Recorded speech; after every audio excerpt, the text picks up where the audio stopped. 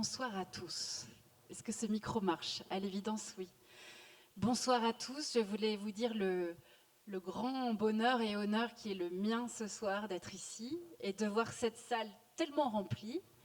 Et remplie, j'ai l'impression, de gens assez jeunes, certainement des étudiants en relations internationales. Levez la main. Pas mal. Peut-être aussi des lycéens en HGGSP. Levez la main. Bravo, vous allez vous coucher un peu tard ce soir, mais je pense que vous serez pardonnés.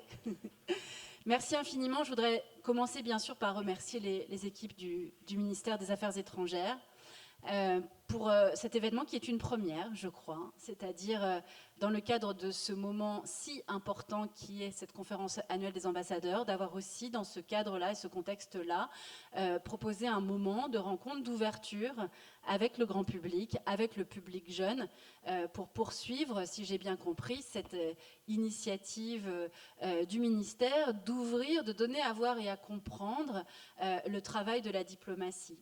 Et au-delà, de profiter d'un moment générationnel, d'un mouvement générationnel, votre génération, c'est-à-dire d'un engouement pour les questions internationales, d'une grande curiosité pour l'international, et compte tenu de ce qu'est le monde, on peut comprendre votre curiosité, voire on s'en réjouit. Alors, je ne sais pas si vous en avez tous conscience, mais vous êtes exactement assis là où aujourd'hui, près de 200 ambassadeurs, 160 je crois, ont siégé pour avoir des conversations à huis clos. Donc voilà, vous êtes un peu dans la peau d'un ambassadeur ou d'une ambassadrice. Alors vous n'avez pas eu droit à la matinée avec le président de la République, mais enfin vous êtes là ce soir et vous êtes là pour échanger, pour dialoguer directement avec 4 ambassadeurs et ambassadrices qui vont nous parler de leur pays spécifique. Ils ont tous en commun de représenter la France dans des pays qui partagent des frontières avec la Russie de Vladimir Poutine, à l'exception bien sûr de la Moldavie. La Moldavie est un pays dont il faut vraiment parler, puisque ce soir notre thème est de comprendre en quoi cet espace post-soviétique vit plus ou moins directement avec la menace de la guerre en Ukraine. Et quand je dis guerre, c'est à la fois la guerre dure et puis c'est ce qu'on appelle aujourd'hui la guerre hybride à laquelle nous sommes tous européens confrontés aujourd'hui. Donc on a eu l'idée de vous proposer de voir ou de revoir, si vous connaissez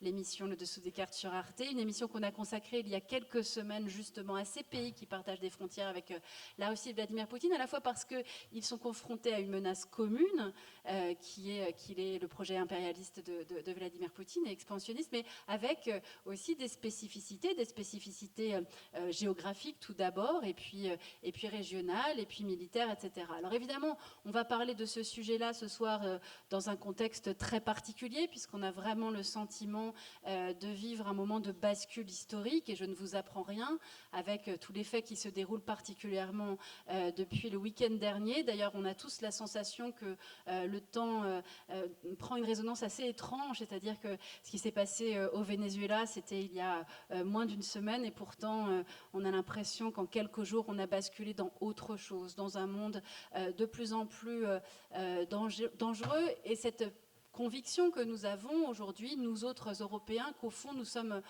confrontés à un triple défi ou une triple menace.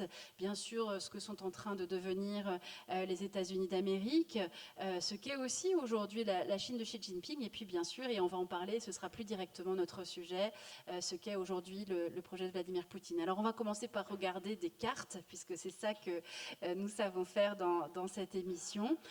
C'est un numéro donc diffusé il y a quelques semaines, qui dure un petit peu plus de 10 minutes, et puis ensuite on va en discuter avec chacun d'entre vous en s'arrêtant sur chacun de vos pays spécifiques. On regarde.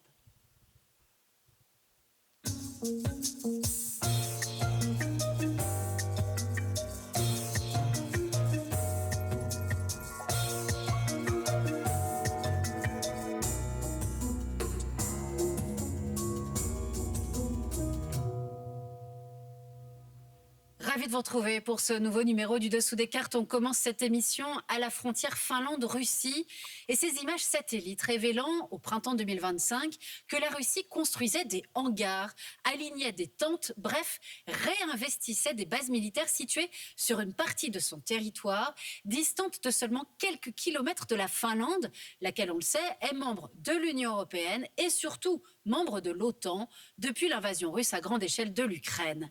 En violant la souveraineté d'un pays voisin, en menant une guerre brutale sans limite, Poutine a provoqué un branle-bas de combat chez ces pays qui partagent des frontières avec l'ouest de la Russie.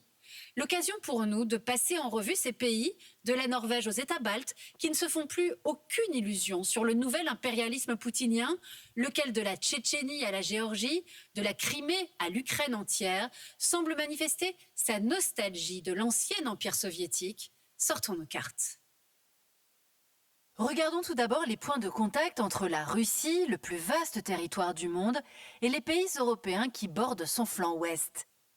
L'Union européenne, 27 États, 449 millions d'habitants, et la Fédération de Russie, 144 millions d'habitants, partagent près de 2400 km de frontières terrestres, de la péninsule de Kola à l'enclave de Kaliningrad. 5 pays de l'UE sont en contact direct avec le territoire russe, la Finlande, l'Estonie, la Lettonie, la Lituanie et la Pologne. Ils partagent également des frontières maritimes en mer Baltique. Sur le plan militaire, l'OTAN, l'organisation du traité de l'Atlantique Nord, fondée en 1949, regroupe aujourd'hui 32 États. L'OTAN fait face à la Russie, à ses mêmes frontières, et aussi en Norvège, qui n'est pas membre de l'UE.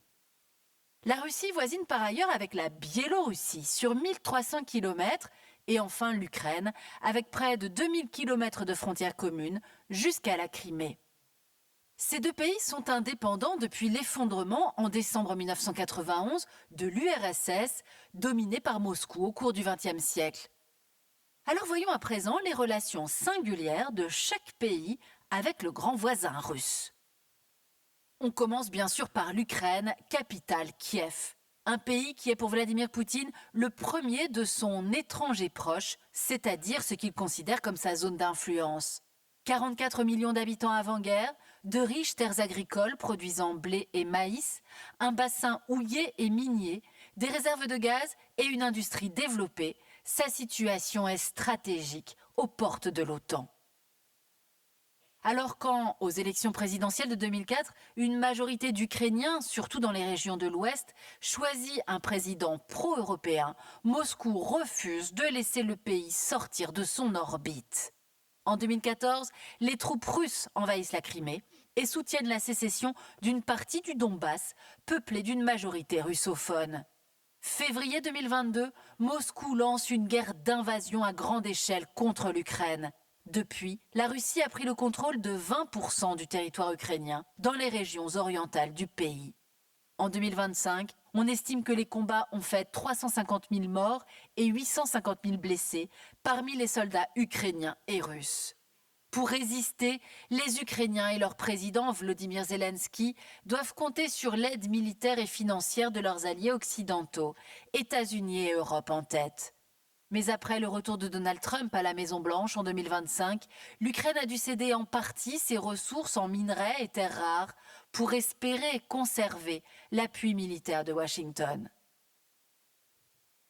Au nord de l'Ukraine à présent, voici la Biélorussie, capitale Minsk. Avec un peu plus de 9 millions d'habitants, c'est le seul pays allié de la Russie à sa frontière européenne. L'économie biélorusse, construction mécanique, chimie et pétrochimie, est très dépendante de la Russie, son premier client et son unique fournisseur de gaz et de pétrole. Inféodé au Kremlin, Alexandre Loukachenko, le président depuis 1994, interdit toute vie démocratique dans le pays.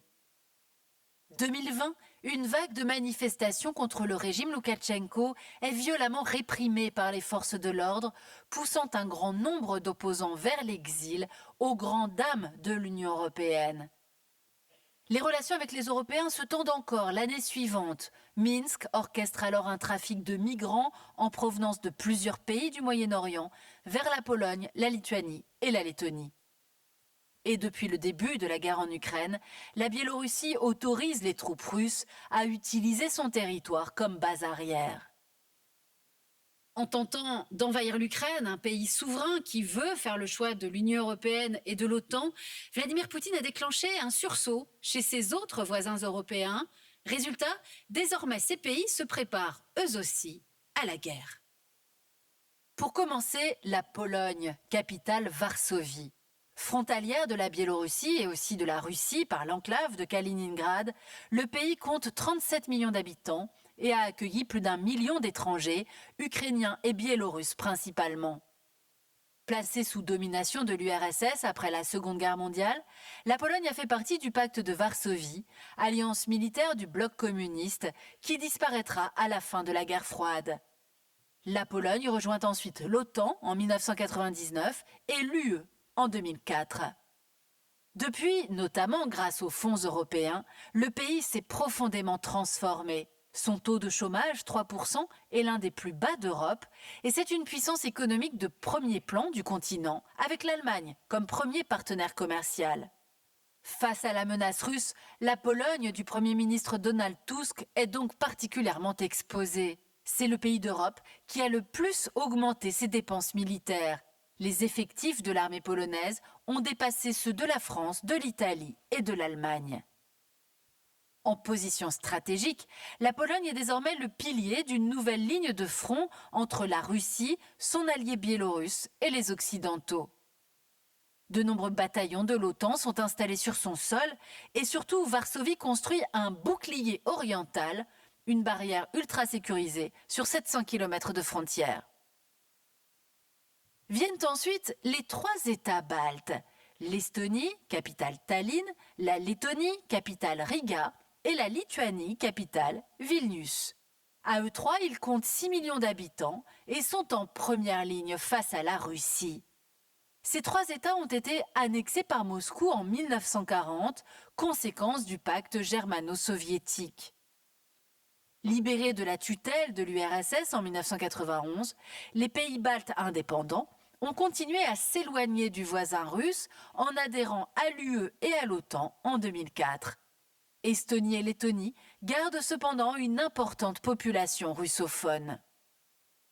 Les manœuvres d'intimidation et de déstabilisation des Russes dans ces ex-républiques soviétiques n'ont jamais cessé, avec une première cyberattaque massive contre l'Estonie dès 2007. L'annexion russe de la Crimée en 2014 a confirmé les craintes des Baltes, qui n'ont jamais douté des intentions impérialistes de Vladimir Poutine. L'OTAN a renforcé sa présence dans la région et depuis l'invasion russe à grande échelle de l'Ukraine en 2022, la Russie maintient une très forte pression militaire aux frontières, en particulier à Kaliningrad. L'enclave accueille sur son sol quelques 30 000 soldats russes, le siège de la flotte russe en mer Baltique, des bases aériennes et des missiles pouvant atteindre l'Europe. Très dépendants de la Russie pour leurs hydrocarbures avant la guerre, les 3 pays baltes ont remplacé le gaz russe par du GNL importé par bateau. Ils ont aussi connecté leur réseau électrique au réseau européen pour assurer leur indépendance énergétique. À présent, direction la Finlande, capitale Helsinki. La Finlande a choisi de quitter sa neutralité historique entre Occidentaux et Russie. Avec un vaste territoire peu peuplé, 5,6 millions d'habitants, Helsinki a en effet ménagé Moscou pendant la guerre froide en signant un traité de coopération avec l'URSS.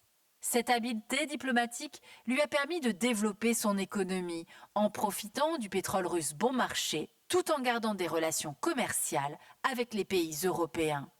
Membre de l'UE depuis 1995, son revenu par habitant rejoint aujourd'hui ceux de l'Allemagne et de la France grâce à des dépenses élevées dans l'éducation et la recherche et développement. Après le déclenchement de la guerre en Ukraine, les Finlandais ont demandé à intégrer l'OTAN. Ce sera fait en avril 2023. Cette adhésion, puis celle de la Suède en 2024, font de la Baltique une mer dominée par les forces de l'Alliance Atlantique. La Finlande a de plus fermé tous ses postes frontières avec son voisin russe fin 2023 et construit 200 km de clôtures frontalières. Enfin, terminons avec la Norvège, capitale Oslo. Avec seulement 5,5 millions d'habitants, la Norvège joue un rôle stratégique de premier plan.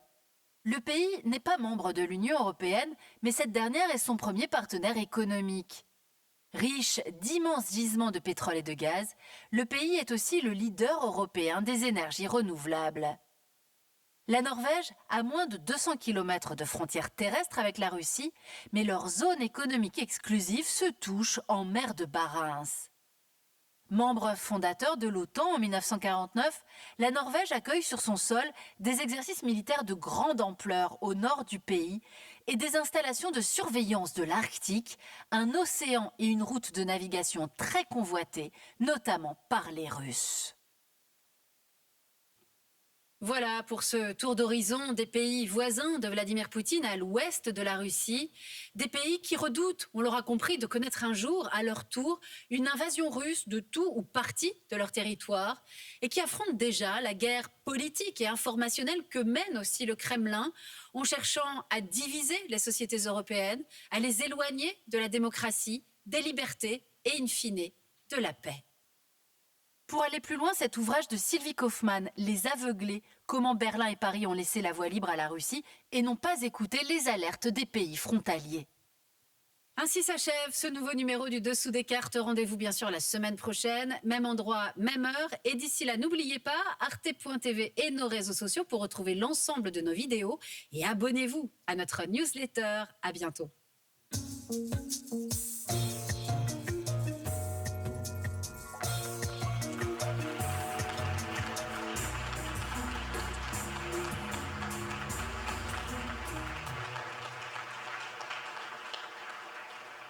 Merci beaucoup. J'en profite pour préciser que ces émissions du Dessous des cartes ont une spécificité, c'est qu'elles sont, vous le savez sans doute, fabriquées par une équipe formidable, constituée à la fois d'universitaires et de chercheurs, là en l'occurrence avec Thibaut Courcel, et des journalistes très talentueux, et en l'occurrence c'est Judith Rueff qui avait signé cette émission. Merci infiniment à nos ambassadrices et ambassadeurs qui, après cette longue journée diplomatique, sont encore avec nous ce soir à 20h46, et grâce à vous quatre, on va pouvoir vous parler justement avec vous, échanger sur cette menace de la guerre, sur le flanc oriental de l'Europe. Grâce à vous, on va pouvoir parler de la Lituanie, de la Pologne, de la Moldavie et de la Lettonie. Je voudrais commencer avec vous, Étienne de Poncin, monsieur l'ambassadeur de France en Pologne depuis septembre 2023. Vous avez été auparavant en poste en Ukraine. C'est dire si vous avez l'expérience de ce qu'est la menace poutinienne. Alors, je voudrais que cet échange ce soir soit l'occasion de vraiment mieux connaître au moins 4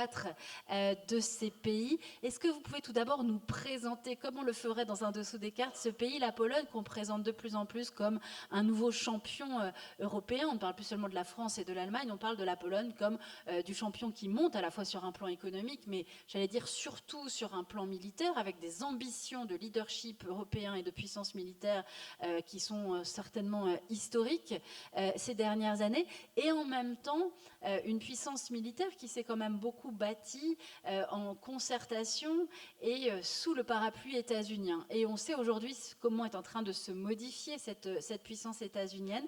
Est-ce que vous pouvez nous parler de ce pays ? Merci d'abord pour votre invitation et merci de m'inviter à parler de la Pologne, qui est un pays qui est pourtant très proche de la France, mais qui est encore assez mal connu. Pour résumer les dernières décennies, je dirais que c'est la belle histoire de l'Union européenne. Comme vous l'avez rappelé, la Pologne a rejoint l'Union européenne en 2004. Elle a bénéficié, elle a surtout remarquablement bien utilisé les fonds européens. Et le pays s'est totalement transformé en 25 ans, on le sait sans doute pas assez, avec à la fois une économie qui fonctionne extrêmement bien, et dynamique, avec des Polonais travailleurs qui ont aussi, pour certains d'entre eux, sont partis travailler à l'ouest et qui aujourd'hui reviennent en Pologne. Les villes polonaises, qui avaient un peu la réputation d'être un peu sinistres, ont été entièrement rénovées. Je parcours beaucoup ce pays et au-delà de Varsovie, il y a des villes magnifiques comme Cracovie, Gdansk, elles ont été entièrement rénovées. Et d'ailleurs, ça devient une destination touristique très appréciée avec beaucoup d'atouts. Et puis, c'est un pays à l'histoire difficile. Et donc là, je crois qu'aussi, on n'a pas conscience dans cette partie du continent de la réalité de ce qu'un auteur avait appelé les terres de sang, c'est-à-dire les conflits qui, au cours des siècles, ont traversé ces régions. Vous l'avez très bien présenté d'ailleurs dans votre reportage. Et pour la Pologne, on oublie souvent que pendant 125 ans, donc c'est quand même une durée longue, la Pologne a disparu de la carte de l'Europe. Elle a été absorbée par 3 de ses voisins, la Russie, la Prusse, qui est devenue l'Allemagne, et l'Empire d'Autriche-Hongrie.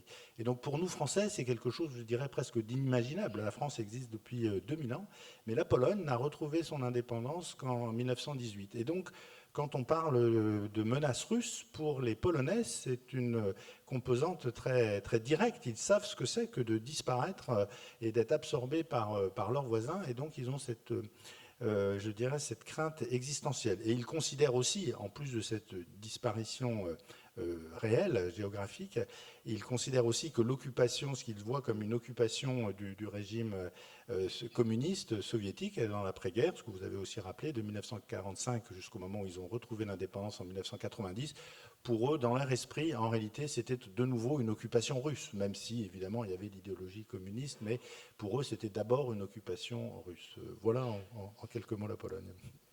Un pays en effet qui devient un champion européen, et vous avez raison de rappeler cette histoire-là et le fait d'être rayé de la carte qui fait qu'il y a cette situation très spécifique à la Pologne que, je sais que les ambassadeurs n'aiment pas beaucoup parler de politique, mais moi je vais le rappeler, que de l'extrême droite à l'extrême gauche, il y a cette peur profondément ancrée de la Russie et du projet expansionniste russe par-delà les siècles, avec une situation politique évidemment aujourd'hui bicéphale et très particulière, avec, on en a parlé dans cette émission, un Premier ministre très europhile, Donald Tusk, et une présidence de la République qui vient donc bien sûr du PiS, qui est un parti certes eurocritique, eurosceptique, mais qui partage, parce qu'encore une fois c'est le propre de la classe politique polonaise, cette peur de la menace russe et d'une menace ô combien réelle. Comment est-ce qu'aujourd'hui les Polonais vivent avec la possibilité de cette guerre-là? Je veux dire, est-ce que c'est réellement quelque chose d'extrêmement concret et quotidien dans la façon qu'ils ont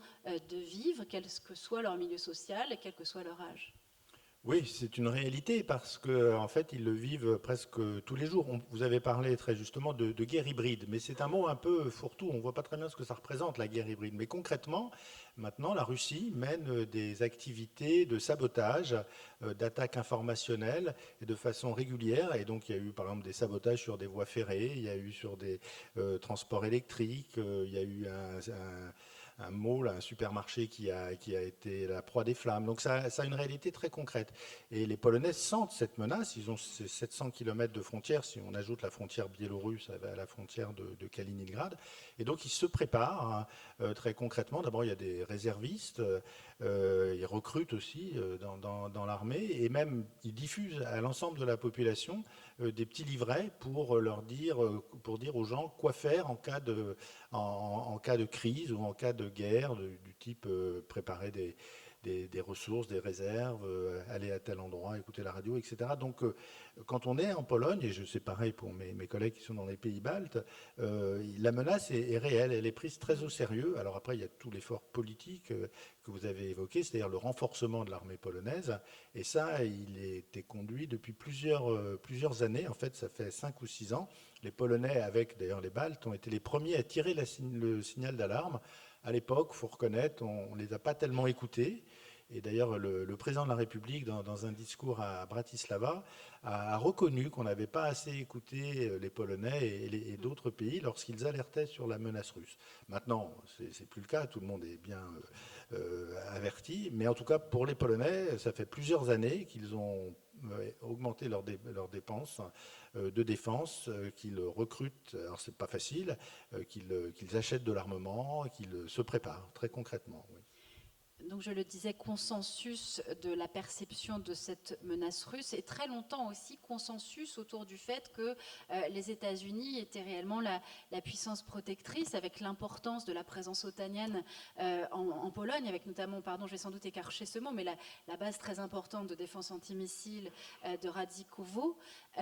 Comment aujourd'hui le regard des Polonais change sur cette protection, sur cette alliance avec les États-Unis depuis le retour de Donald Trump à la Maison-Blanche, depuis cette politique vis-à-vis de l'Europe qu'il est difficile de qualifier. Je vais vous laisser et tenter de la qualifier. Est-ce que le regard des Polonais sur les États-Unis change également, se modifie ?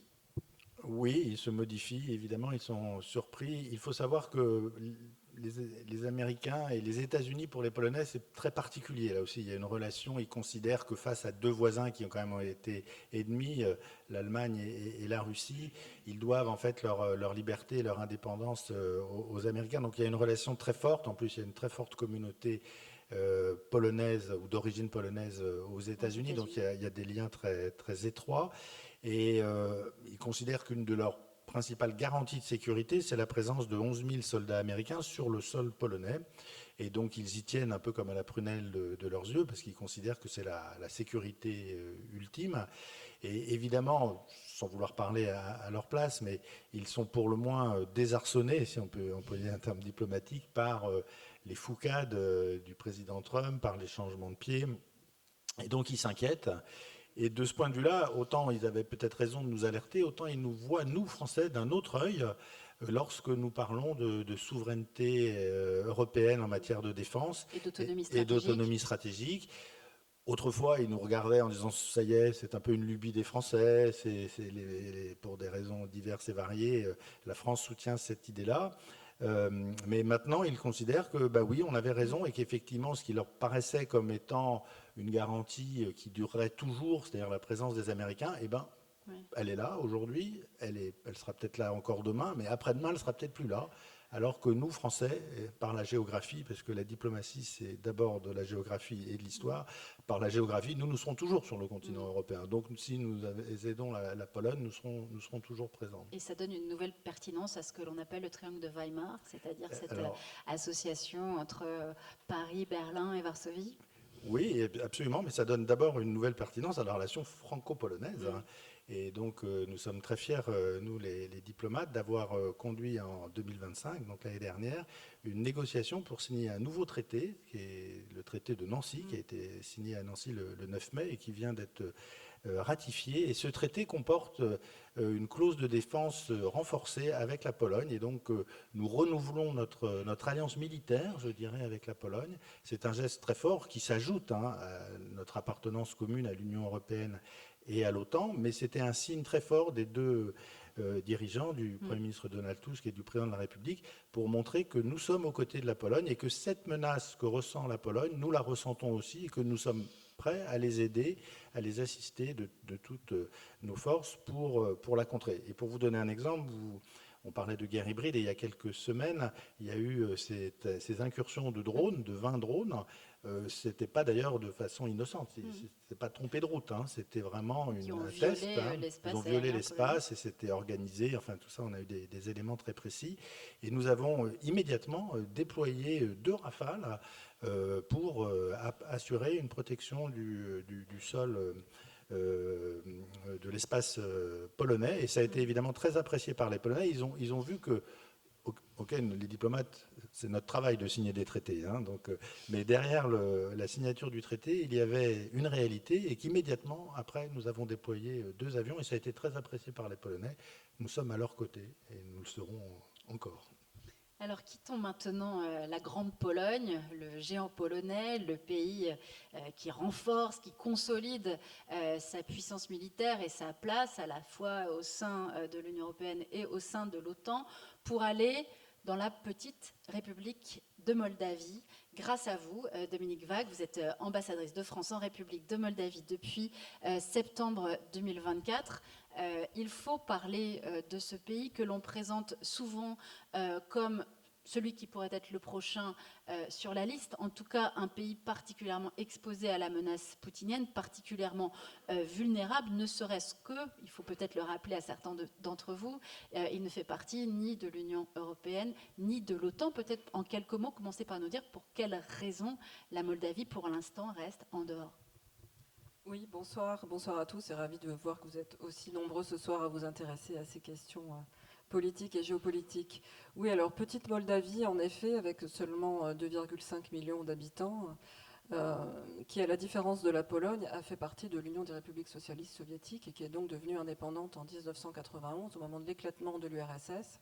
Non sans mal, puisqu'à ce moment-là, une guerre interne s'est déclenchée en Moldavie.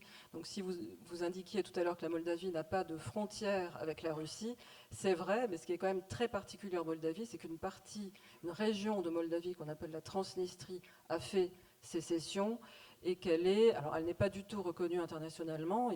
On y trouve des autorités qu'on appelle les autorités de facto, puisque ce sont elles qui dirigent cette région, mais elles ne sont reconnues par personne, mais elles sont très proches de Moscou.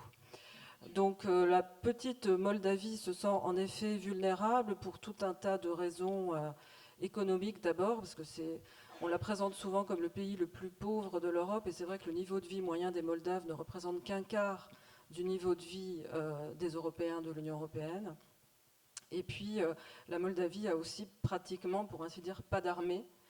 Elle ne compte que 6 000 personnes que 6 000 militaires, donc que 6 000 personnes dans son armée.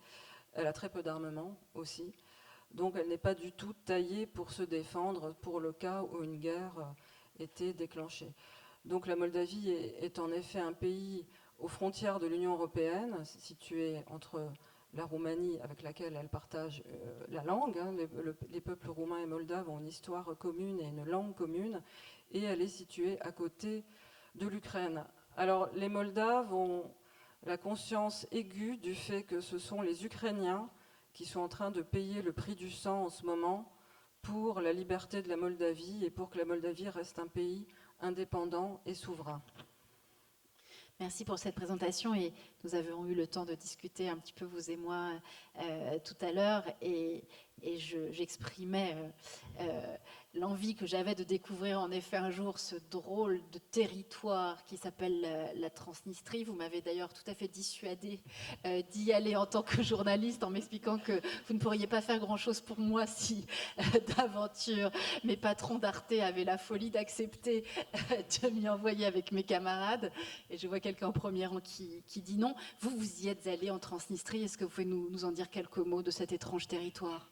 Oui, je suis allée en effet en Transnistrie pour un entretien, donc, avec, comme je le disais, avec les autorités de facto, puisque ce sont quand même, c'est quand même un problème, enfin ce qu'on a appelé longtemps un conflit gelé, ce qui n'est plus vraiment un conflit aujourd'hui, mais par contre c'est effectivement une situation qui est totalement gelée depuis 30 ans maintenant, et c'est une situation que les diplomates aimeraient bien aider à régler, et que nous aimerions bien aider le pouvoir constitutionnel de Chisinau à régler ce problème. Et donc on parle de la réintégration de la Transnistrie au sein de la Moldavie, et donc je me suis rendue dans ce territoire pour rencontrer ces autorités. C'est un petit peu un retour vers le passé, si vous voulez, vers le passé soviétique, avec encore des statues de Lénine et puis une architecture à la soviétique. Mais c'est aussi, alors au moment de la sécession, la Transnistrie était la région la plus riche de Moldavie, parce qu'elle était la principale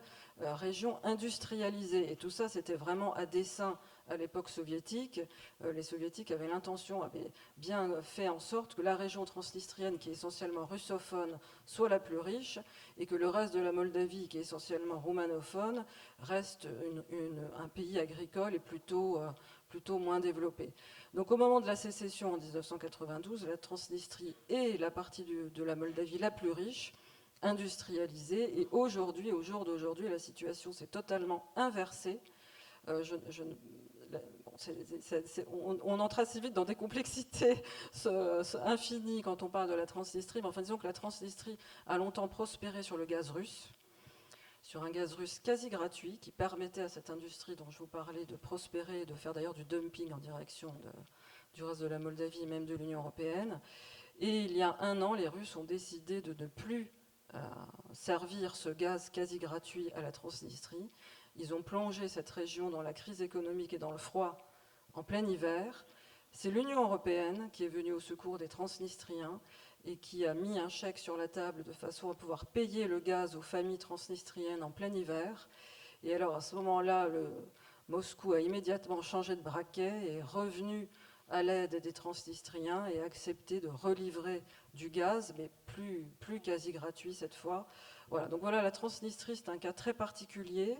Ça reste un problème quand même aux portes de l'Union européenne à régler, puisque vous avez une présence de militaires russes, pas très nombreux, mais enfin ils sont quand même présents, et puis surtout parce que le Kremlin a le contrôle total de ses autorités de facto. Qu'est-ce qui fait qu'aujourd'hui la Moldavie n'est pas dans l'Union européenne?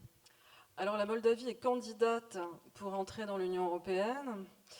D'ailleurs, la Moldavie a conscience là aussi que c'est cette guerre en Ukraine, si vous voulez, qui a rebattu les cartes sur le continent européen et qui a fait que toute une série de pays, l'Ukraine, la Moldavie, mais aussi les pays des Balkans, tout d'un coup ont souhaité accélérer leur préparation à l'adhésion à l'UE, que l'UE également les a regardés différemment, parce qu'on se rend bien compte que la Moldavie est située, c'est un tout petit pays, mais finalement elle est au cœur du continent européen, donc elle a une position géostratégique absolument cruciale, et elle, en quelque sorte, une fenêtre d'opportunité s'est ouverte pour elle, et elle est maintenant en train de se réformer à toute vitesse. La Commission de l'UE a d'ailleurs considéré que la Moldavie était le pays candidat à l'Union européenne qui se réformait le plus vite. Elle part d'assez loin, elle a notamment un système judiciaire, un état de droit dysfonctionnel, mais elle fait des efforts considérables pour rejoindre, entre guillemets, le club européen, parce qu'elle a conscience de sa vulnérabilité et qu'elle a conscience du fait que si elle adhère rapidement à l'UE, en quelque sorte, elle sera protégée. Alors vous aviez raison tout à l'heure de rappeler en effet que par guerre hybride, on entend un peu tout ce que l'on veut et qu'en réalité, cela recouvre des réalités extrêmement précises et concrètes et qui diffèrent aussi souvent, parfois, d'un pays à l'autre. J'imagine que vous allez notamment nous parler de guerre informationnelle ou de la désinformation, notamment à l'occasion de la dernière élection présidentielle, et puis sur des aspects, j'allais dire, encore plus concrets de la vie quotidienne, avec notamment des coupures d'électricité qui sont récurrentes, qui sont là encore instrumentalisées par la Russie de Vladimir Poutine. Je crois que 60% de l'électricité vient de Roumanie, mais que l'interconnecteur qui amène cette électricité-là, elle passe précisément par la Transnistrie, ce qui évidemment pour le Kremlin est une sorte de jouet très facile à dégainer. Est-ce que vous pouvez nous parler justement de ce que ça signifie très concrètement la guerre hybride quand on est moldave? Je confirme que Émilie Aubry connaît vraiment très bien les cartes de la région et dans le détail, parce que ça, vraiment peu de gens savent en effet que l'électricité que la Moldavie achète à la Roumanie passe en effet par la Transnistrie. Je suis très bien informée. Voilà. Alors écoutez, la guerre hybride, oui, parce qu'en fait la Moldavie est passée par une série de cycles électoraux, élections présidentielles, référendum sur l'adhésion à l'UE, d'ailleurs, une majorité de Moldaves se sont exprimés favorablement à l'adhésion à l'UE, et puis dernièrement, élections parlementaires.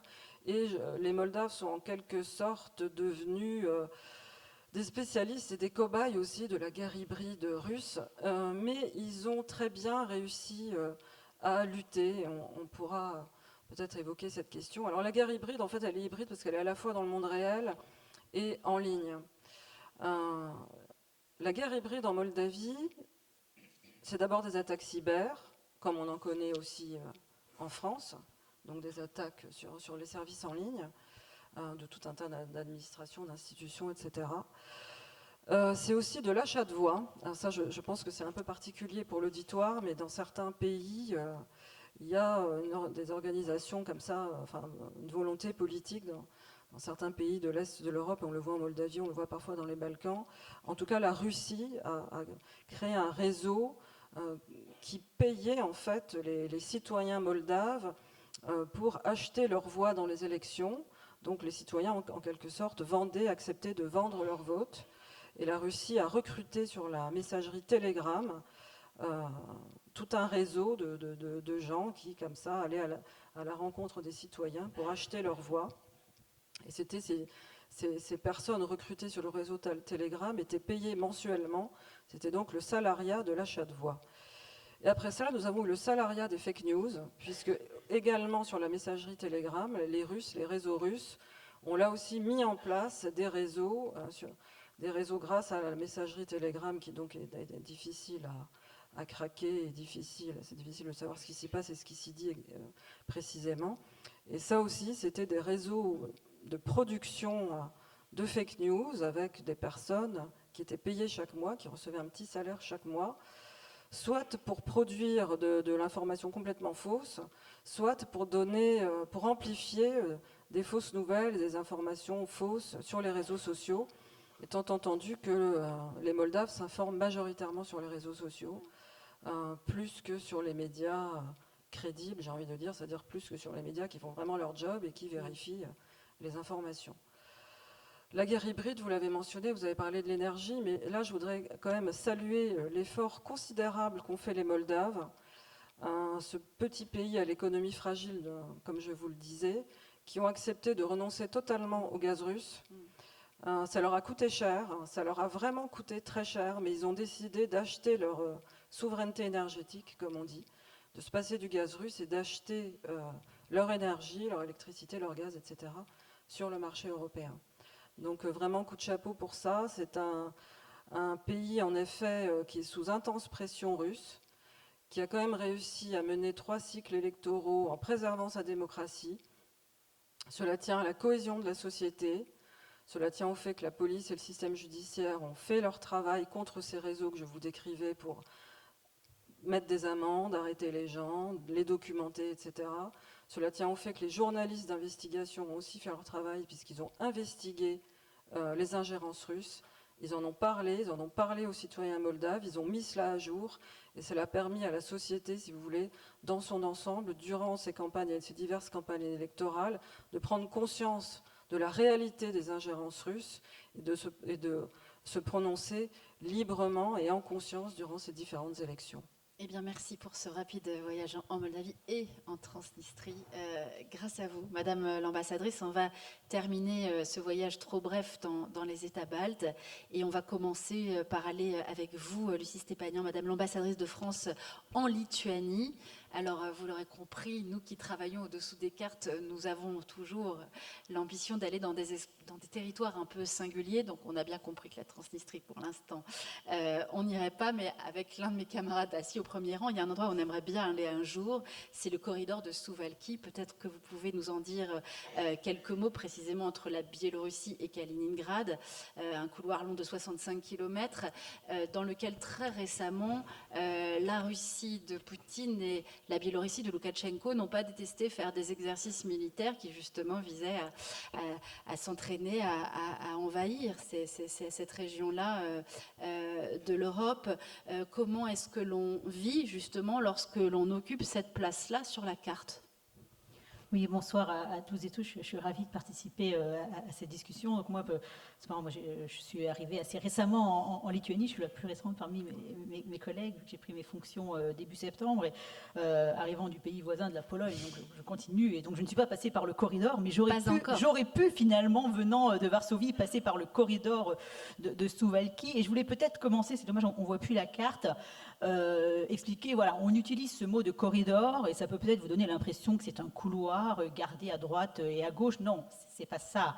Ce qu'on appelle le corridor de Suwałki, finalement, c'est la frontière entre la Pologne au nord et la Lituanie au sud. C'est une frontière de 95 km, 65 km à vol d'oiseau, donc c'est une sorte de goulot d'étranglement en fait, et c'est le point le plus étroit entre la Pologne et les pays baltes. Et en effet, de fait de la situation particulière de la Russie, alors à gauche avec Kaliningrad qui est l'ancienne Prusse orientale, et la Biélorussie à droite, on peut imaginer en effet que dans le cas d'une menace offensive, on pourrait imaginer qu'on pourrait clore ce corridor ou ce passage ou cette brèche, ce qui représente en effet une menace. Peut-être pour être précis, vous avez évoqué à juste titre les exercices qui ont été menés à l'automne. C'est l'exercice Zapad, c'est un exercice que mène régulièrement la Russie. Alors l'exercice, c'est pas sur le corridor, hein. L'exercice il a lieu sur les territoires biélorusses. Voilà. En revanche, l'OTAN réalise régulièrement des exercices sur le corridor de Suwałki, cette brèche, ce couloir, encore une fois, pour se préparer à une éventuelle attaque et un éventuel blocage de cet endroit, en effet particulièrement stratégique. Mais encore une fois, vous pouvez, à pied, on peut parcourir les 95 km, mais il n'y a pas une route qui longe ce bout de terre entre la Biélorussie et Kaliningrad. En revanche, il y a toujours des trains depuis la Biélorussie qui permettent de rejoindre l'enceinte de Kaliningrad pour que les citoyens russes puissent circuler, et donc il y a qui empruntent d'autres routes qui ne longent pas nécessairement la frontière. Voilà sur le corridor de Suwałki. Suwałki étant une ville en Pologne. Ouais. Absolument, c'est bien de le préciser. Est-ce qu'on voit? Non, on voit pas tout. Oui, on a presque la bonne carte en ce moment. Merci beaucoup d'avoir pu la projeter. Lorsqu'on parle de la Lituanie, on parle souvent d'un pays lanceur d'alerte. J'évoquais dans l'émission qu'on a diffusée tout à l'heure le livre de ma consoeur Sylvie Kaufmann qui parle beaucoup justement de comment la Lituanie, enfin les États baltes en général et la Lituanie sans doute en particulier, ont alerté à un moment où on ne les écoutait guère sur la réalité de la menace poutinienne, c'est-à-dire en réalité dès l'annexion de la Crimée et dès la guerre du Donbass. Il y a eu ensuite encore un côté pionnier, relativement précurseur des États baltes qui sont aussi allés conquérir leur autonomie énergétique avant tout le monde, et avec là encore des sacrifices compliqués et des accélérations technologiques, notamment sur le GNL et avec le terminus de Klaipėda qui n'ont pas toujours été aisés. Comment est-ce que justement les Lituaniens vivent le fait qu'après avoir été lanceurs d'alerte, après avoir été précurseurs, au fond aujourd'hui, on va dire une très large partie des 27, une très large partie des Européens prennent conscience d'une menace qu'eux vivent déjà depuis, on va dire, au moins 2014. Oui, alors tout à fait, évidemment, je crois que c'est valable pour les 3 pays baltes et puis pour la Pologne également, comme l'a mentionné l'ambassadeur de Poncin. Pour la Lituanie, ça remonte même avant 2014, je veux dire 2008 était une date aussi importante, on l'a peut-être moins en tête, mais 2008 c'est l'invasion de la Géorgie par la Russie, et dès ce moment-là, les Baltes ont de nouveau sonné l'alerte. D'où vient un peu cette très grande sensibilité à la menace russe? Elle vient de leur histoire. La Lituanie a longtemps partagé une histoire avec la Pologne. Il y a eu une union polono-lituanienne, et puis ils ont fini par disparaître de la carte en même temps que la Pologne au moment du partage. Et à ce moment, la Lituanie était dans l'empire tsariste, dans l'empire russe. Et c'est à ce moment-là que le sentiment nationaliste lituanien a commencé à se développer pour aller recouvrir son indépendance, ce qui a été fait après la Première Guerre mondiale. Mais donc c'était déjà une indépendance gagnée contre l'empire, regagnée sur l'empire tsariste. Et puis après, vous avez eu l'occupation soviétique. Vous le mentionnez très bien dans l'émission, et on ne le sait pas souvent, mais ces pays ont été annexés. Ils n'ont pas rejoint de leur plein gré l'Union soviétique. Et pour eux, c'est vraiment quelque chose de fondamental dans leur identité. Vous avez à Vilnius un musée des occupations, parce qu'ils ont aussi été occupés par l'Allemagne nazie. C'est des pays qui ont quand même une histoire et une mémoire même traumatique, je dirais, par rapport à leur passé au cours du XXe siècle. Pour parler un peu histoire, j'en parle parce que c'est comme pour la Pologne, c'est vraiment important, et souvent ils ont le sentiment qu'on ne connaît pas assez leur histoire. Leur histoire et leur géographie. C'est un petit pays, 2,8 millions d'habitants actuellement, mais qui, durant la Deuxième Guerre mondiale, a vu une partie importante de sa population déportée par les soviétiques, déportés en Sibérie. C'est plus de 100 000 personnes, donc rapportées à la population. Chaque famille lituanienne connaît quelqu'un qui a vécu ces déportations. Et donc, vous recommandez le livre de Sylvie Kaufmann. Si je peux vous faire 2 recommandations de lecture. Il y a d'abord une bande dessinée, enfin un roman graphique qui s'appelle Les haïkus de Sibérie. Voilà, c'est un très bel ouvrage qui parle, qui est le récit d'une de ces déportations. Et l'excellent ouvrage de l'historien Alain Blum qui s'appelle Déportés pour l'éternité. Voilà, je vous recommande, si vous voulez vous plonger un peu dans cette histoire des déportations qui ne concernaient pas que les Baltes, les Ukrainiens aussi de l'Ukraine orientale était concernée par ces déportations. Donc tout ça a laissé évidemment des traces très très fortes. Et donc depuis 91, ils se sont émancipés. Ils ont vécu en 2004 l'adhésion à l'Union européenne comme le retour vers l'Europe. Pour eux, c'était vraiment un retour vers la maison européenne. Et donc ils ont toujours été en alerte. Donc j'en viens à 2008, 2014. Donc évidemment pour eux, ils ont tout de suite continué de nous alerter. Mais pour en venir à aujourd'hui, je crois que évidemment, ils nous rappellent qu'on ne les a pas toujours écoutés, mais ce qu'ils nous disent surtout, c'est qu'ils nous remercient aujourd'hui pour notre leadership, pour le fait qu'on a compris maintenant et qu'on a changé en effet de position. L'ambassadeur rappelait le discours de Bratislava. Et donc je crois que maintenant, certes, ils avaient raison. On a peut-être mis du temps à bien comprendre ce que représentait la menace russe actuelle. Mais la priorité aujourd'hui, c'est pas de savoir qui avait raison le premier. Et maintenant, l'urgence, c'est comment on fait pour nous, en Européens, nous, avec nos alliés au sein de l'OTAN, pour répondre à cette menace. Donc aujourd'hui, la Lituanie n'a pas peur, la Lituanie se mobilise, la Lituanie se prépare, et c'est une préparation au quotidien, c'est une préparation de toute la société. Si vous vous promenez à Vilnius, où il fait très bon vivre, hein, donc voilà, les gens ne sont pas dans les abris, par contre vous savez où il y a des abris, parce que les abris sont étiquetés, vous avez des petites étiquettes jaunes, il y en a 6000 à travers le pays, toutes les familles ont un plan d'évacuation familiale, parce qu'on leur a demandé de préparer un plan d'évacuation, ils ont des recommandations pour tenir 72 heures. C'est quelque chose qui est intégré, mais ce n'est pas quelque chose qui inhibe. Au contraire, c'est quelque chose plutôt qui les mobilise pour faire face et puis pour continuer de convaincre leurs partenaires et leurs alliés. La désinformation, la guerre hybride, bien sûr, qui concerne aussi évidemment la Lituanie. Par ailleurs, il faut le dire aussi, beaucoup de réfugiés russes trouvent refuge à Vilnius, et notamment aussi des médias qui viennent aussi s'abriter en Lituanie.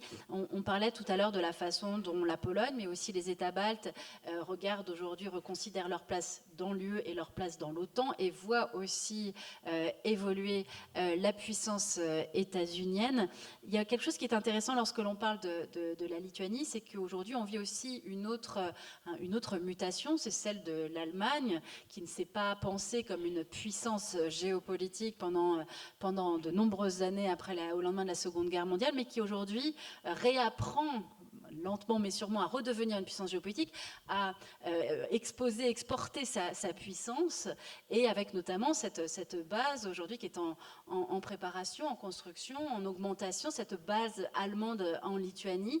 Comment là encore les Lituaniens voient évoluer la rassurance ou non états-unienne, et donc redécouvrent ces puissances européennes qui aujourd'hui doivent réapprendre ou apprendre tout simplement l'autonomie stratégique? Alors, la situation et je dire, la prise de conscience de cette nécessité de devenir plus souverain en européen, elle est là. Évidemment, la Lituanie et les Lituaniens voient bien ce qui se passe à travers le monde, et ils connaissent bien les États-Unis, qui étaient, comme pour la Pologne, le garant ultime de leur sécurité. Ils considèrent toujours que les États-Unis sont le garant par essence de leur sécurité. Peut-être en comparaison de la Pologne, la Lituanie est un tout petit pays, il n'y a pas de profondeur stratégique. La capitale, vous voyez, Vilnius, on est à 30 km de la frontière biélorusse. Donc vous voyez bien que la menace, elle est encore plus, le sentiment de menace est plus immédiat encore quand on vit dans les pays baltes. Les Russes sont vraiment, ou les Biélorusses sont aux portes du pays. Donc les attentes en matière de sécurité sont plus grandes, et c'est vrai que naturellement pour eux c'était les États-Unis. Ils sont en train, j'ai envie de dire, d'opérer un peu cette révolution copernicienne, de repenser leur sécurité.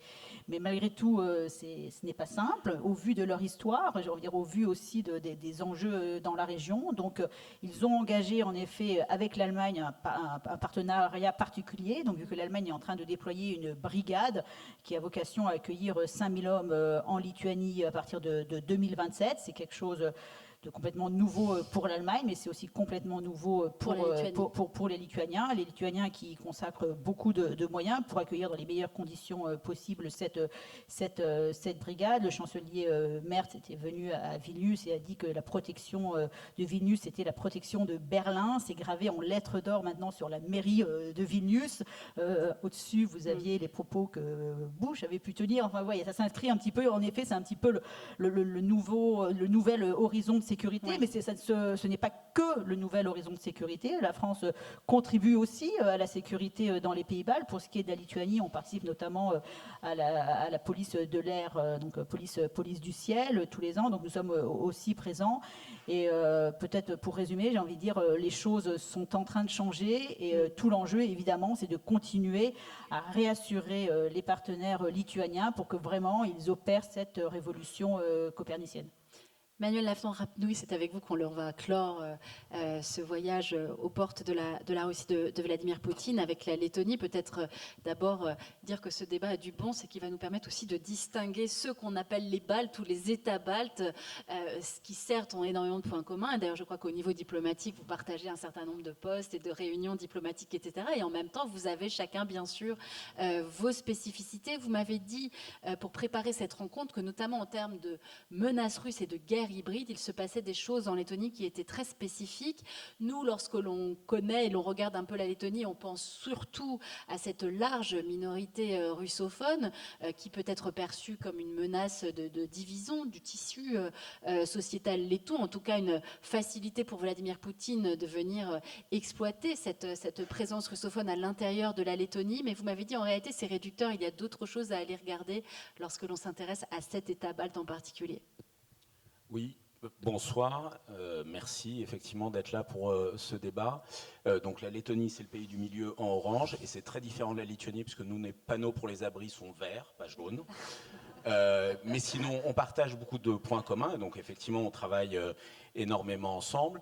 Il y a quand même des différences et des spécificités. Effectivement, des trois Baltes, la Lettonie est le pays qui a la minorité russophone la plus importante. C'est en gros un tiers de la population, et ça intéresse énormément les journalistes qui souvent aimeraient bien pouvoir raconter une histoire simple qui consiste à dire qu'un tiers de russophones, ça fait un tiers de Russes, et qu'un tiers de Russes, ça fait un tiers de pro-Kremlin.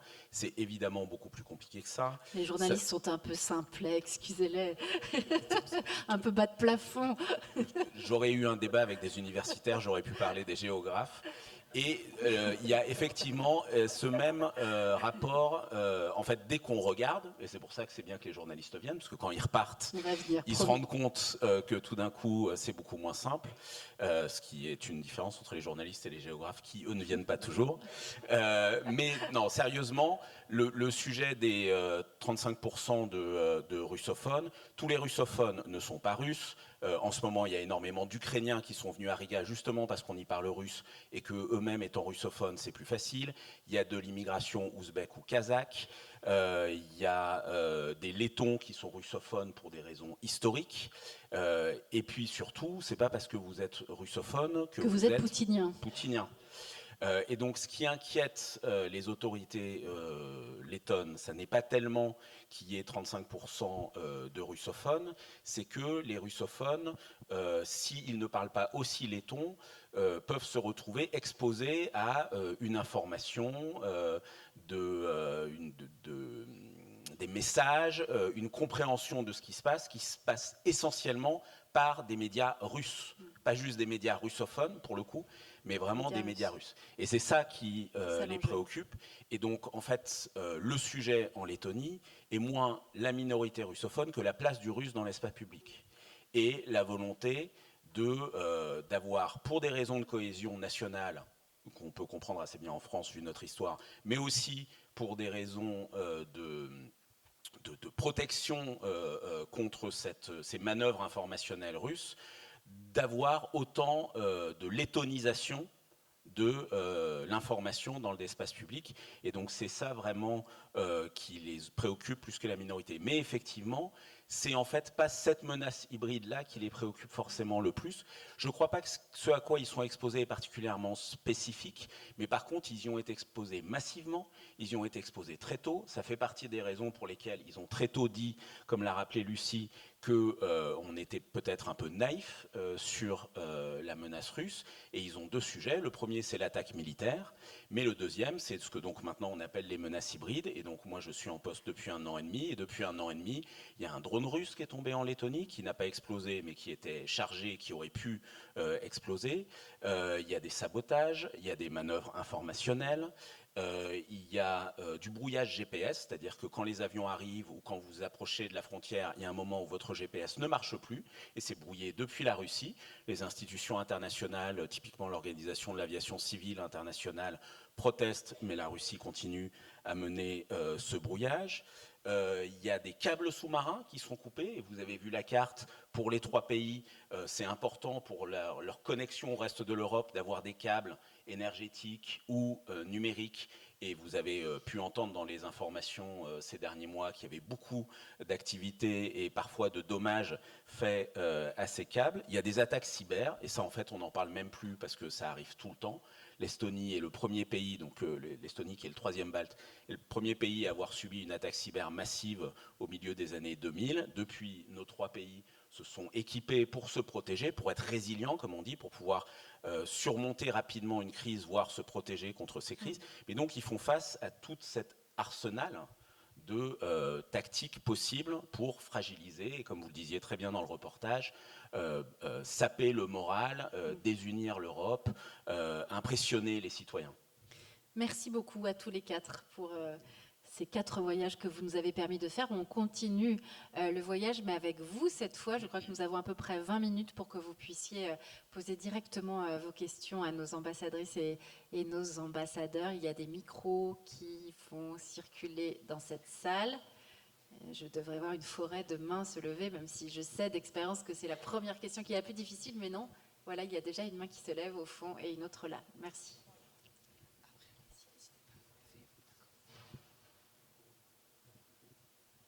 Bonjour.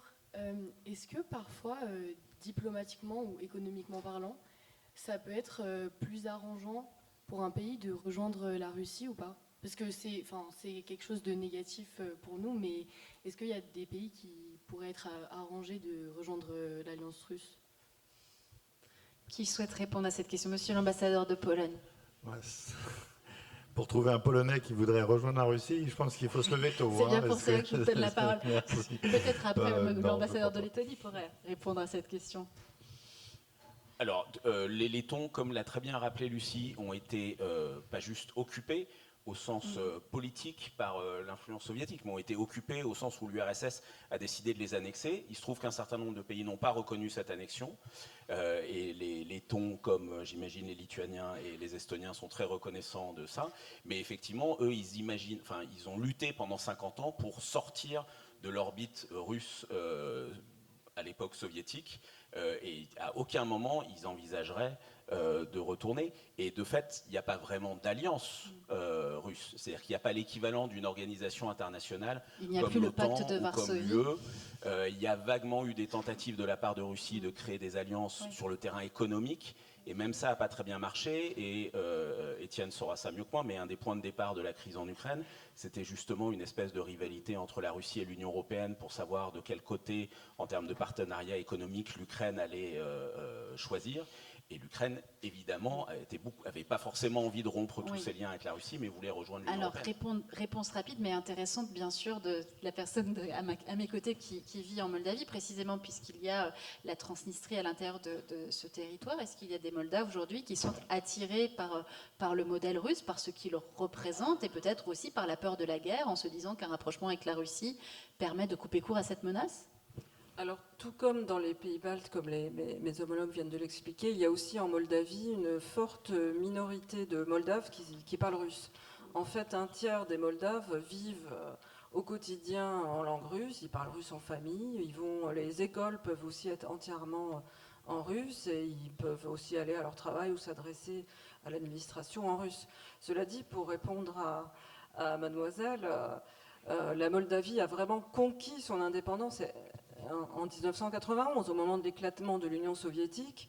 Les États, les ex-républiques soviétiques qui sont devenues indépendantes le voulaient, les peuples le voulaient ardemment, vraiment, et notamment parce qu'en Moldavie, comme dans les pays baltes, ils ont aussi le souvenir de déportation. D'ailleurs, il y aura aussi un livre illustré récemment publié en France qui s'appelle « Envers et contre tout » et qui est illustré et qui raconte en fait qui a été écrit à première main par une personne qui a été déportée en Sibérie du temps de l'Union soviétique. Donc en fait, une majorité de la population moldave a aussi une histoire familiale traumatique avec la Russie.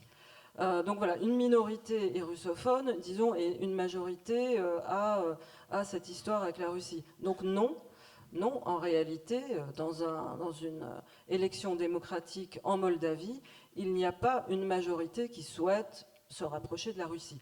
D'ailleurs, je parlais tout à l'heure des campagnes électorales, des menaces hybrides, etc.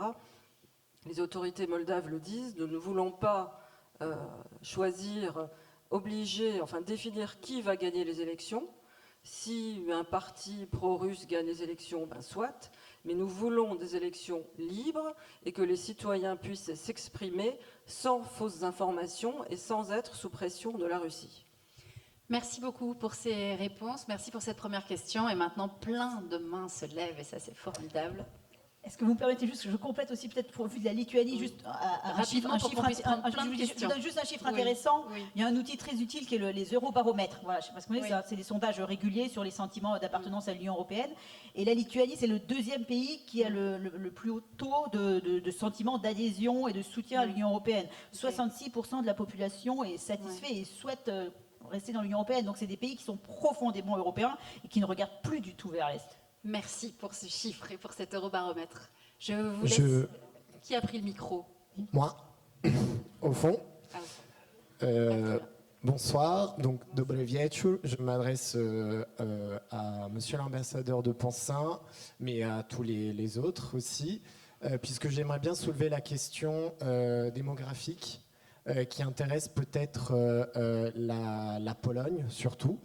Est-ce que vous pouvez nous dire, Monsieur de Pansin, si vous pensez que les politiques natalistes dans les pays de l'Est peuvent avoir la part belle, étant donné qu'on peut parler aussi de réarmement, comme on en a parlé aussi en France, réarmement démographique.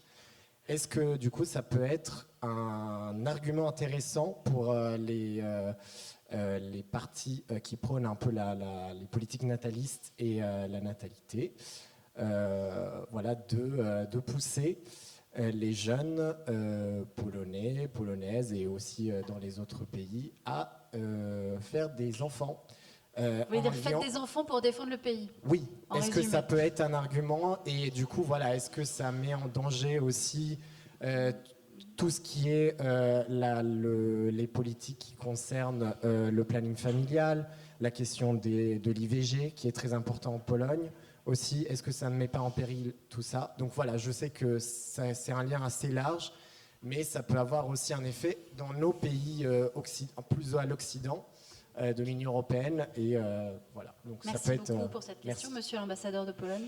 Oui, vous soulevez une très bonne question parce que la question démographique est un vrai sujet de préoccupation, d'ailleurs pas seulement en Pologne, mais dans tous les pays de l'Est de l'Europe avec des taux très bas. Et il est exact que le précédent gouvernement du PiS, donc un gouvernement conservateur et populiste, a mis en place une politique qui se voulait nataliste, assez agressive, dans ce sens avec beaucoup d'aide.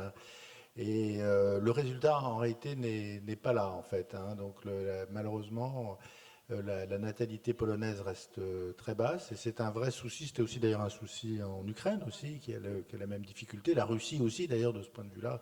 Et c'est le même ensemble, en fait. Et les politiques, on doit constater que les politiques natalistes n'ont pas donné d'effet. Et donc... c'est un vrai sujet de préoccupation pour la Pologne. Pour la Pologne et au-delà pour les Européens. On va prendre une autre question.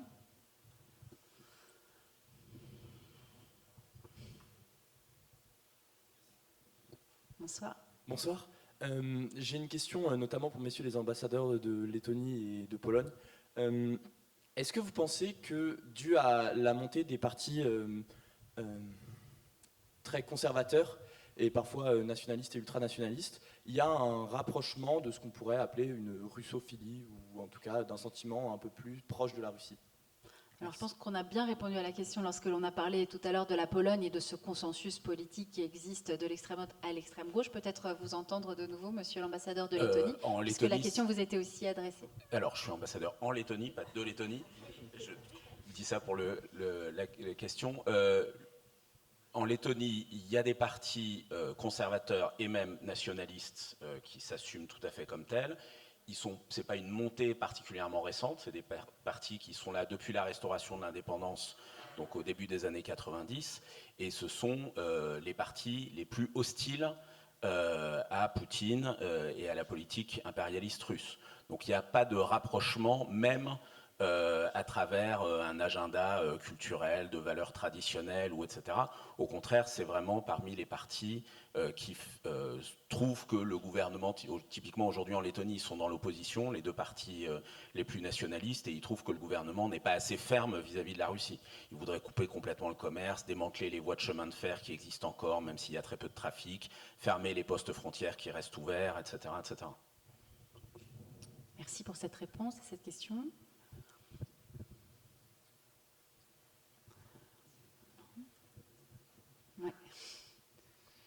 Bonjour. Il y a quelque chose qui est revenu dans tous ces échanges. Vos rapports de terrain, dès 2008, sur la Géorgie, pointaient déjà la militarisation de l'énergie et la montée des menaces hybrides. Et pourtant, ils ont été écartés au profit de la relation directe entre l'Élysée et le Kremlin. Donc, ce n'est pas la question de savoir qui avait tort, je vous rejoins là-dessus. Par contre, c'est de savoir aujourd'hui comment la diplomatie française elle a ajusté son fonctionnement pour éviter que ça se reproduise. Et qu'est-ce qu'on a mis comme changement dans le mécanisme de concertation, la France et vos ambassades? Est-ce qu'on peut considérer, en effet, aujourd'hui, je me tourne d'abord vers vous, mais la question s'adressera aussi aux autres, que la France a renoncé à l'ambition de pouvoir renouer un dialogue avec la Russie, Vladimir Poutine? Est-ce que les diplomates français pensent encore possible de négocier quelque chose avec Vladimir Poutine? C'est pas à nous de répondre, parce que s'il y c'est vous qui êtes là. un dialogue, ce qui se passerait à un niveau supérieur, nous, ce qu'on peut constater dans nos pays respectifs, c'est un réarmement diplomatique vis-à-vis de ces pays. Face à la menace russe, nous avons donc des moyens supplémentaires, une présence réaffirmée, y compris par beaucoup plus de liens politiques et économiques et militaires. Surtout moi, à Varsovie, je vois défiler énormément de missions qui viennent concrètement voir les Polonais, missions de défense ou militaires qui viennent voir les Polonais pour voir comment est-ce qu'on peut renforcer la défense, être plus présent, faire des exercices en commun. Par exemple, nous formons en commun avec les Polonais des Ukrainiens sur le territoire polonais. Donc nous avons toute cette coopération qui n'existait pas avant et qui est un peu liée à la prise de conscience que vous évoquez précédemment. Quant à savoir les relations avec la Russie, ça c'est un vaste sujet. Et aujourd'hui, simplement pour dire que les conditions ne sont certainement pas réunies pour une reprise d'un dialogue. Parfait langage diplomatique. Madame l'ambassadrice. Non, mais je dirais un petit peu la même chose. D'ailleurs, moi, j'ai interprété la question plutôt sous cet angle-là, c'est-à-dire comment on fait vraiment maintenant pour avoir un bon dialogue entre Européens, et notamment à ceux qu'on appelle sur le flanc oriental, pour bénéficier de leur analyse, de leur connaissance de la menace russe. Et donc, c'est l'intensification du dialogue politique et des coopérations qu'on peut avoir ensemble. C'est aussi avoir renforcé notre connaissance mutuelle. J'ai beaucoup parlé d'histoire tout à l'heure. Par exemple, la Lituanie a une politique très active en matière de coopération culturelle. Nous avons nous-mêmes en France accueilli une saison de la Lituanie l'année dernière. Et pour les Lituaniens, l'enjeu de cette saison, c'est justement qu'on les connaisse mieux, qu'on se connaisse mieux. Nous avons aussi des échos français en Lituanie. Donc l'enjeu, c'est vraiment de renforcer ce dialogue au quotidien, et c'est ce que nous faisons. Je me tourne vers les organisateurs. Vous nous confirmez qu'il faut libérer cette salle à 21h45. Je lis plus. Il reste donc 4 minutes. Mais comme on est tous très forts et très pertinents, on va essayer de poser encore 2 questions et d'avoir 2 réponses. Bonsoir. De façon très enlevée. Ça sera rapide. Je me posais la question du regard des opinions publiques et peut-être des gouvernements de ces pays frontaliers pour qui la guerre hybride est quelque chose de très concret. Quel regard ils portent sur nous, nos opinions publiques en Europe occidentale et en France, sur le fait que ça paraît très abstrait? Ouais. Peut-être c'est bien que vous répondiez à cette question. Non, je ne vous sens pas très... Non. Alors, qui a envie de répondre à cette question très pertinente? Non, on nous pose la question, évidemment. Très souvent, on nous demande, mais est-ce que les Français soutiennent vraiment l'Ukraine? Très simplement. Oui. À Vilnius, toutes les 2 maisons, vous avez un drapeau ukrainien. Tous les 3 cafés, vous avez le nombre de jours de guerre. Sur la mairie de Vilnius, il y a marqué Poutine, La Hague. Voilà. Donc le sentiment là-bas est tellement fort, ils ont besoin de comprendre. Et nous, on leur fait part, en effet, que la France, en tout cas, est derrière, est complètement en soutien à l'Ukraine, et que nous sommes complètement alignés avec eux. Allez, une dernière question, je suis désolée. Bonsoir. Ah, qui a pris la parole d'office? Voilà, très bien. Je suis étudiant à Sciences Po Paris, et j'ai une question pour vous. Est-ce qu'il n'est pas temps de créer une armée européenne? C'est une très large question, alors qu'il nous reste que 3 minutes. Qui veut essayer de relever le défi parmi mes 4 invités? Peut-être. Bravo. Juste pour dire que, tout à l'heure, vous parliez de 2008 et de ce qui s'est passé en 2022 et du changement. Dans les 3 pays baltes, la France a commencé à être présente militairement à partir de 2014, c'est-à-dire de ce qui a commencé à se passer en Crimée. Et depuis, on a un renforcement permanent de la présence sur place. On a un renforcement avec de la présence terrestre en Estonie, mais qui évidemment bénéficie à la sécurité de l'ensemble de la région. Il y a les avions qui font la police de l'air, puisque c'est des pays qui n'ont pas d'aviation eux-mêmes. Il y a une présence de nos bateaux dans la mer Baltique, puisque c'est aussi des pays qui ont des marines de guerre assez étroites. Tout ça est coordonné essentiellement dans le cadre de l'OTAN. La part de l'Europe là-dedans est de plus en plus importante. Et en fait, ce dont on a besoin aujourd'hui, c'est pas tellement de créer institutionnellement une armée européenne avec une chaîne de commandement purement européenne, mais c'est de faire en sorte que nos armées travaillent mieux ensemble, disposent des moyens et des équipements dont on a besoin pour faire face à la menace. Et on sait exactement qu'on a besoin d'un certain nombre de capacités en matière de défense aérienne, par exemple, en matière de drones, en matière de cyber, en matière de spatial. Et c'est là-dessus qu'on travaille ensemble pour avoir un effort complémentaire. En Lettonie, ils sont passés à 5% du PIB pour la défense. Tout le monde augmente son budget de défense. Et donc, évidemment, il faut qu'on fasse ça de façon concertée et que nos armées travaillent ensemble. Et c'est à ça qu'on travaille aujourd'hui. Et c'est ça que nos ambassades appuient. Excellente nouvelle venue d'un eye contact avec le premier rang. On a encore droit à une dernière question. Je n'ai aucun pouvoir sur qui va hériter du micro. Alors voilà, ok. Alors oui, très bien. Allez, on décide que c'est vous. On vous offre même le micro au troisième rang, s'il vous plaît. Merci beaucoup.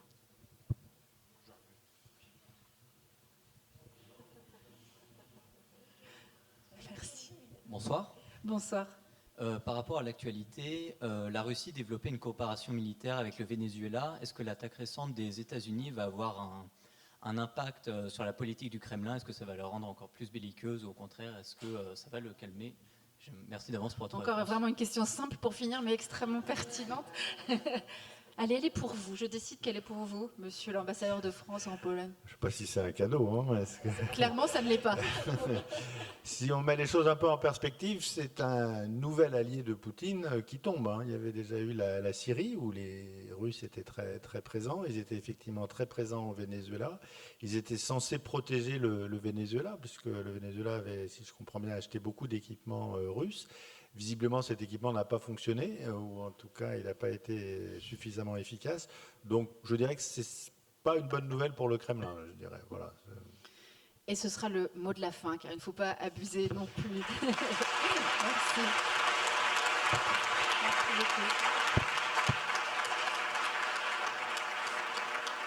Merci. Merci beaucoup. Merci beaucoup.